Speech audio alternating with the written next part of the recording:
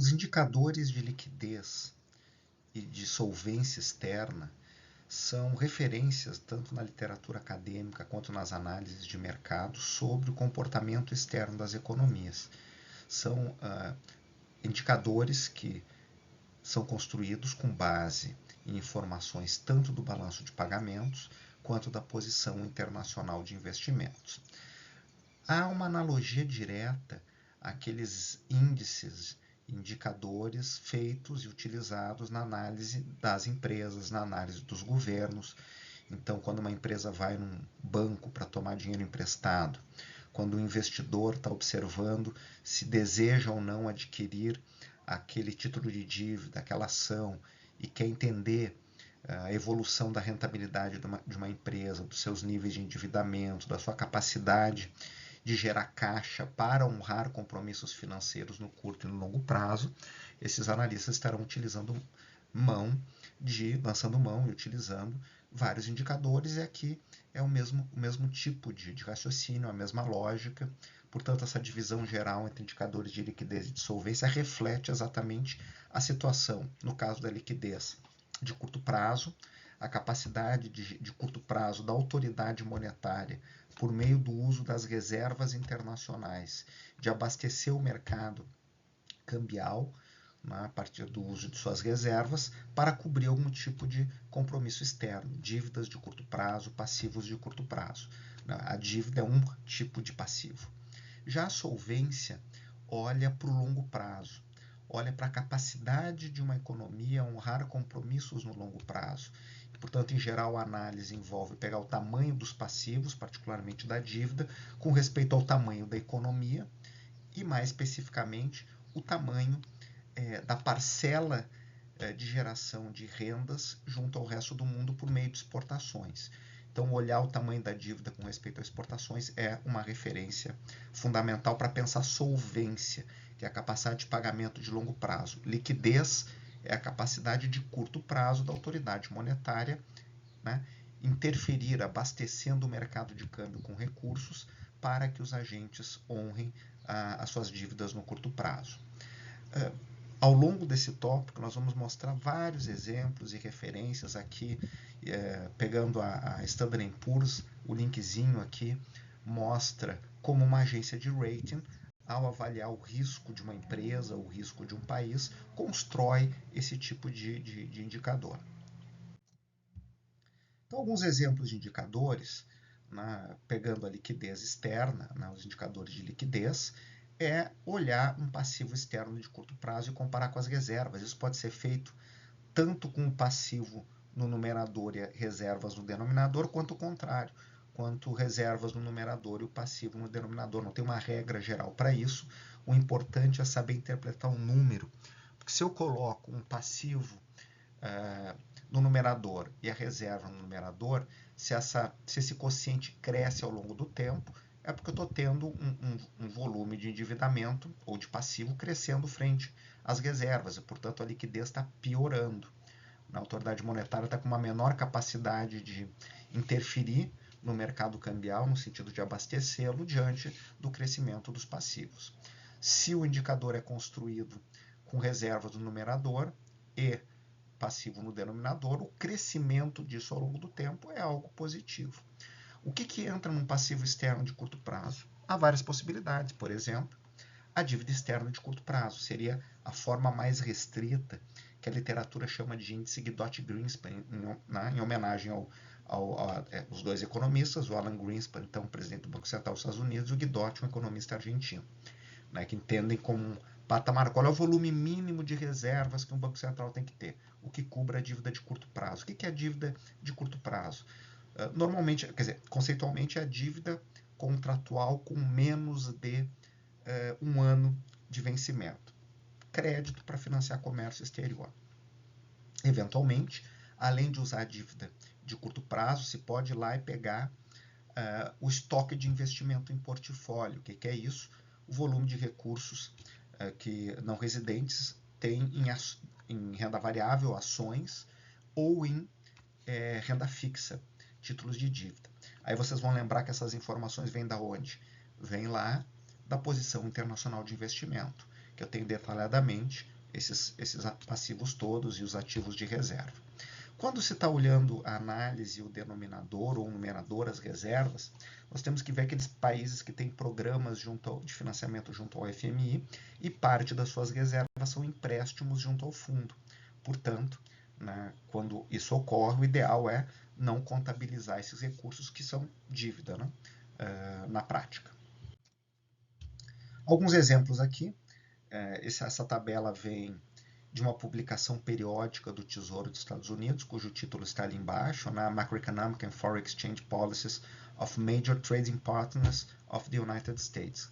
Então, o Tesouro vai lá, analisa a situação macroeconômica e as contas externas dos principais parceiros comerciais dos Estados Unidos e indica aí políticas e posições que o país, recomendações junto ao Congresso Nacional, se o país deve adotar alguma medida de sanção, se é uma manipulação da taxa de câmbio, por exemplo.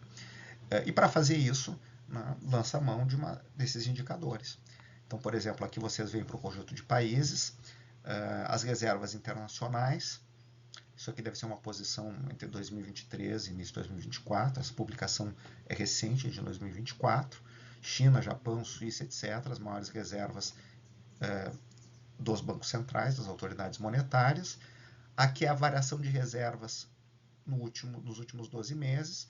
Então, vocês vão ver que a China teve um incremento positivo de 110 bilhões de reservas, Japão também, a Suíça reduziu reservas, né? O Brasil teve um pequeno aumento de reservas. Aqui está a relação reservas-PIB.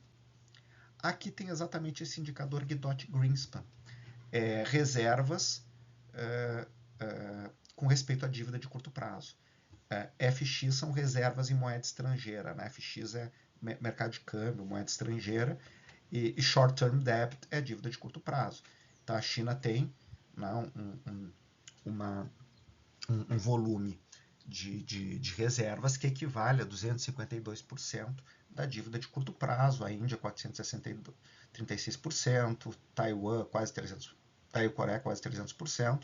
Brasil, 401%. Então, o Brasil tem um volume de reservas muito robusto diante da dívida externa de curto prazo.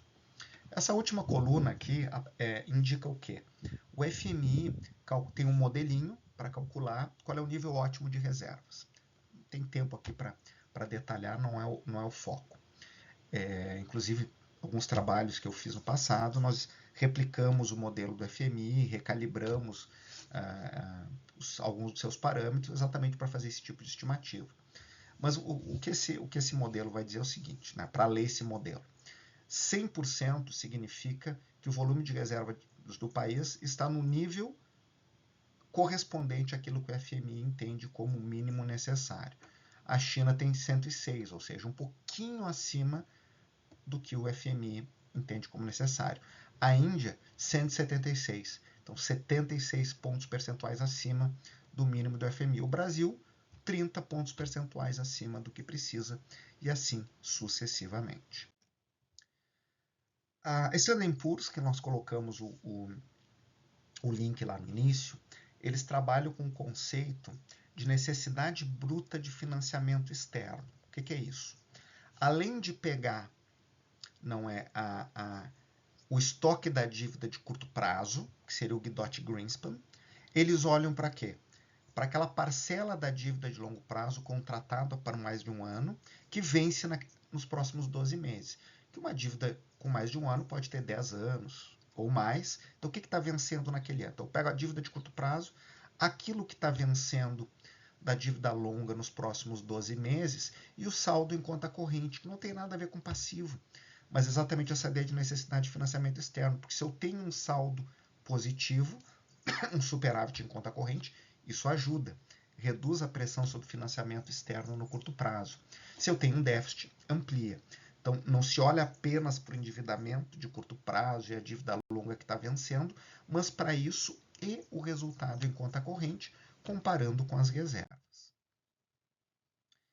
Então, os indicadores de solvência externa, diferentemente dos de liquidez externa, então já estão olhando para uma dinâmica de longo prazo, né, verificando exatamente a capacidade dessa economia por meio da produção e principalmente da exportação, de honrar seus compromissos.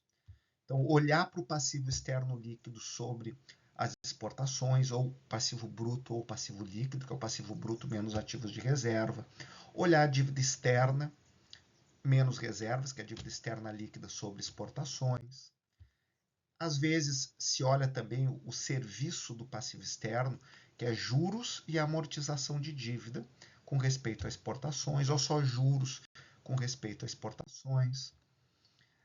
Outros indicadores, né? Olhar o perfil da dívida externa, porque eu posso ter um determinado indicador, né? Dívida externa PIB ou dívida externa exportações, mas essa dívida está concentrada no curto prazo, ou ser uma dívida de longo prazo. Então, ao comparar a solvência, esse tipo de informação importa. M2, reservas internacionais. O que é M2? Né? Tem lá os agregados monetários. M1 é o depósito à vista nos bancos e o dinheiro que nós carregamos. M2 é isso, mais depósitos extremamente líquidos, como caderneta de poupança. No caso de um processo de instabilidade macroeconômica, as pessoas podem tirar dinheiro dos bancos para ir comprar dólares, e isso gera uma pressão no mercado de câmbio. Então, é um indicativo. Se o mercado de câmbio for pressionado, o Banco Central tem reservas. Então, né, quanto maior esse indicador, seria uma maior exposição. E é um indicador muito utilizado em análises de risco de crise cambial. Então, tem modelos lá de risco probabilístico de uma crise cambial. Eu coloco lá o déficit em conta corrente elevado, um risco, potencializa o risco de uma crise cambial. E M2 muito elevado, M2 sobre reservas muito elevado, também um indicador de risco, né, potencial, tudo mais constante. Quanto maior esse indicador, maior é o risco potencial de uma ruptura de uma crise cambial. Um exemplo das publicações periódicas do Fundo Monetário Internacional: todo ano o FMI faz uma análise completa das economias e indica, né, a situação fiscal, de crescimento, inflacionária, a situação externa. Estou pegando um ano 2019 em que se compara o Brasil com a média dos emergentes para um conjunto de indicadores. São as dívidas do setor produtivo não financeiro como percentual do PIB. Né? Então, indicando que o Brasil tinha dívidas do setor produtivo não financeiro acima da média dos países emergentes. E aqui é verificar se as reservas internacionais no Brasil nesse ano estavam acima ou abaixo daquele parâmetro mínimo de reservas internacionais. Em 2019 estavam bem mais robustas, inclusive, do que o último dado que nós vimos numa tabela anterior, em que o Brasil tinha 60 pontos percentuais acima do mínimo, que seria 100, que o FMI calcula, acima da média dos países emergentes, por exemplo. O resultado em conta corrente do Brasil naquele momento estava acima ou abaixo, o resultado em conta corrente ajustado pelo ciclo econômico e a taxa de câmbio real. Então, o FMI pega esses indicadores externos e verifica se eles são alinhados com os parâmetros que o próprio FMI considera como de equilíbrio, compara com os outros emergentes, está acima, está abaixo. Né? Então, é o que nós temos. Então, o Brasil tem níveis, por exemplo, tinha em 2019 de endividamento um pouquinho mais elevados, porém com uma robustez de reservas também melhor. Aqui já essa mesma publicação, vendo a evolução desses diversos indicadores, mais para ilustrar o tipo de indicador que há. Então, exportações com respeito ao endividamento, resultado em conta corrente, dívida externa como proporção das reservas, amortização da dívida externa, o pagamento da dívida externa como proporção de exportações, o total das reservas como meses de importações, como percentual do M2, como percentual da dívida externa de curto prazo, como percentual do mínimo de reservas que o FMI considera como adequados. Então, de novo, aqui está sempre no numerador. Na hora de ler o indicador, a gente tem que ter essa percepção, né, que é o percentual de reservas com respeito, por exemplo, à dívida externa de curto prazo. Quanto maior isso, melhor, porque as reservas estão mais robustas do que a dívida externa. Uma outra informação sobre o Brasil, aqui é um dado de meados de 2020, para dizer que o Brasil tem um nível de endividamento muito elevado entre as principais economias emergentes. Isso aqui é o total do endividamento, tanto interno quanto externo, e dos três segmentos, tanto das corporações não financeiras, quanto das famílias, quanto do governo. Então, isso aqui seria mais ou menos perto de 150% do PIB. O Brasil, a China nessa lista dos principais países emergentes, naquele momento, com uma dívida ao redor de 250% do seu PIB. Mas dentro dessa dívida, o principal setor institucional endividado, né, é o setor público, maior parcela da dívida, depois famílias, com menor parcela, e as empresas. No caso da China, né, as empresas têm a maior parcela de endividamento, com 3/5 né, do endividamento, 1/5 as famílias e 1/5 o governo. Chile também, né, com metade do endividamento das empresas, né, 1/4 de famílias e 1/4 de governo, grosso modo. Mas aqui, essas duas outras partes me dizem o quê?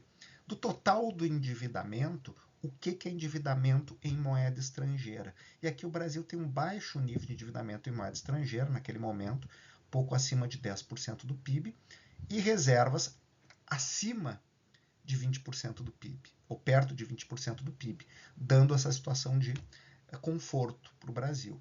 Já o Chile, né, com percentual de dívida externa, né, batendo no 50% do PIB, e com reservas, né, de pouco mais de 10% do PIB. Então, quando a gente olha para a situação externa, o Brasil, situação muito mais confortável. Dá uma olhadinha, né, de indicadores utilizados por agências de rating. Não vou usar um por um, depois vocês podem olhar. Aqui está a definição, né, das variáveis utilizadas, como as receitas lá em conta corrente, que são receitas de exportação, receitas de rendas, receitas de serviços, o crescimento das exportações, o resultado em conta corrente com proporção do PIB, né, o crescimento do resultado em conta corrente, as reservas que podem ser utilizadas e assim sucessivamente. Tá? Então, um conjunto de indicadores. E aqui tem os indicadores utilizados, né, para as reservas, para análise de liquidez e de vulnerabilidade externa. Então, esse primeiro é aquele que eu havia comentado, né, que é a questão de olhar para a dívida externa, né, o estoque de investimento em portfólio, né, menos os ativos de reserva, e comparar isso, né, com outras variáveis que estão mostrando o comportamento de liquidez e de solvência.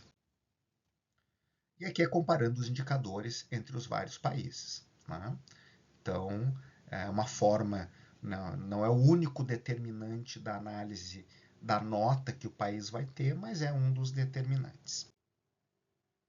Segue aqui os indicadores, a ideia não é tratar a conjuntura, esse dado é um pouquinho antigo, mas ilustrar que tipo de variável é utilizado. Uma outra agência de risco, né? Então eles separam, só para mostrar o que eles chamam de vulnerabilidade externa e resiliência externa. Então a vulnerabilidade é medida por 4 indicadores, cada um tem um peso na composição final da vulnerabilidade de 1/4, então eles olham para o resultado em conta corrente e o fluxo de investimento direto com proporção do PIB. Então, por exemplo, vou imaginar um país que tem um déficit em conta corrente de 5% do PIB e a entrada de investimento direto é 1% do PIB. Tem uma vulnerabilidade importante. O Brasil tem um déficit atualmente perto de 2% do PIB. Nós vimos esse número lá atrás, janeiro a agosto, e investimento direto entrando de mais de 3% do PIB. Então, o investimento supera o déficit em conta corrente, é um indicador positivo. Depois tem os fluxos em portfólio e outros investimentos, isso são dívidas bancárias com percentual do PIB, dívidas e créditos, não, o resultado líquido, para ver se está entrando ou saindo mais dinheiro do país. O desvio padrão de 3 anos da variação da taxa de câmbio efetiva, depois nós temos que ver esses conceitos da discussão de câmbio, mas para olhar o equilíbrio cambial, e a posição internacional de investimento líquida com proporção do PIB. Então, um país com um passivo externo líquido maior é mais vulnerável, um país credor externo líquido, né, com uma posição ativos maiores do que passivos, é uma situação melhor. A resiliência externa é a capacidade de, uma vez tomando um choque, resistir. Então, o país é mais resiliente, né, se ele tem um maior volume de reservas frente à dívida de curto prazo, se a dívida externa, se a dívida do governo retida por não residentes é menor, né? Quanto menor essa parcela de dívida externa retida por não residentes, mais resiliente ao governo a um choque externo, ao país a um choque externo. O percentual da dívida externa que é denominada em moeda estrangeira com respeito às receitas governamentais, e os empréstimos em moeda estrangeira com o percentual do PIB. Então, em geral, quanto menores esses indicadores, maior a capacidade de tomar um choque e resistir. Eles fazem esse grafiquinho comparando vulnerabilidade e resiliência. Então, o Brasil tem uma resiliência.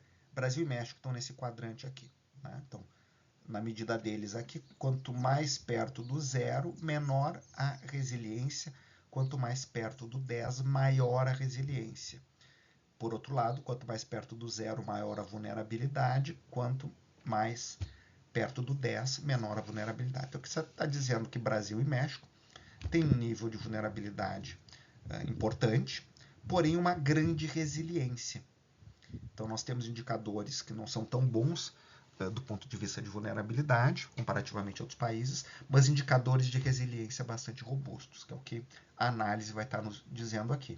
Então, países, o Brasil estava no ranking total em 52º, o México em 57º, dentre 95 países, e estamos no quadrante 4, que são países com vulnerabilidades, como a posição externa, né, passivo externo, líquido, etc., importantes, porém com uma resiliência bastante robusta, dados os volumes de reserva, né, não tem um endividamento externo muito grande, o setor público não está muito endividado em moeda estrangeira, então tem elementos muito positivos. Aqui os indicadores que o Banco Central nos fornece e atualiza mensalmente, né, naquela parte notas para o setor externo do Banco Central, lembrando que, por exemplo, aqui, a dívida externa aparece no numerador, com proporção do PIB. Né? Então, esse número aqui é um número hoje confortável. No passado, o Brasil já teve mais de 50% do PIB, inclusive a dívida externa líquida é negativa. Destacando alguns. Aqui se usa reserva no numerador, então quanto maior esse indicador, melhor. Mesmo uma queda desse indicador ao longo do tempo, entre 2023 e 2024, não é algo muito preocupante, porque é um indicador bastante robusto. Aqui olhar a dívida externa sobre exportações, então quanto menor esse indicador ao longo do tempo, melhor. Né? A dívida externa líquida é negativa, né? Então o Brasil consegue ser credor externo líquido. A posição internacional de investimentos sobre o PIB, quanto maior esse número, pior. Né? Esse número, né, que olha lá a relação total de passivos e total de ativos. O Brasil é negativo, tem mais passivos do que ativos, comparando com o tamanho do PIB, nesse momento cerca de 1/3 do nosso PIB. E as reservas internacionais com respeito à dívida de curto prazo, né? Que a gente pode tanto olhar dívida de curto prazo, reservas, né, quanto reservas, dívida de curto prazo. Quando é dívida de curto prazo, reservas, um número maior é melhor. Quando é o contrário, isso é, um número maior é negativo. Por fim, o último tópico, né, só para conceituar, nós vamos voltar a isso no item 4, é a ideia, né, do grau de abertura financeira externa, ou da conversibilidade da conta capital e financeira. E aqui, portanto, a ideia de entender um gradiente. Eu posso ter uma economia que é totalmente fechada, então, com controle de capitais, de tal sorte que residentes não podem captar recursos lá fora, não podem emitir dívida lá fora, não podem adquirir ativos lá fora. E não residentes também não podem fazer isso aqui dentro. É um caso extremo, né? Mas também tem situações de elevada um volume elevado de controle de capitais e, portanto, de uma baixíssima mobilidade financeira externa que nós vivemos no passado, nos anos 30, no período da Segunda Guerra Mundial, no período da Primeira Guerra Mundial, recentemente nos anos 70, 80, boa parte dos anos 90, a economia brasileira tinha um baixo grau de abertura do ponto de vista financeiro, portanto, uma enorme regulação. Hoje, há uma abertura bastante importante, tanto no Brasil como em outros países. Então, quando a gente fala em conversibilidade da conta capital financeira, nós estamos olhando o nível da regulação sobre os fluxos de capitais. É diferente, por exemplo, da conversibilidade da conta corrente, que a gente está pensando nos controles sobre pagamentos associados ao comércio internacional, lucros, juros, dividendos.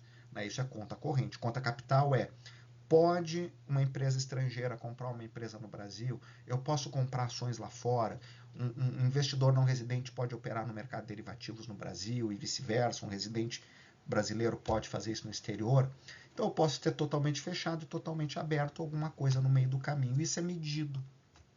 Anualmente, o FMI tem uma publicação, né, que traz informações sobre mudanças regulatórias e dá para criar indicadores diversos, né, de graus de abertura financeira.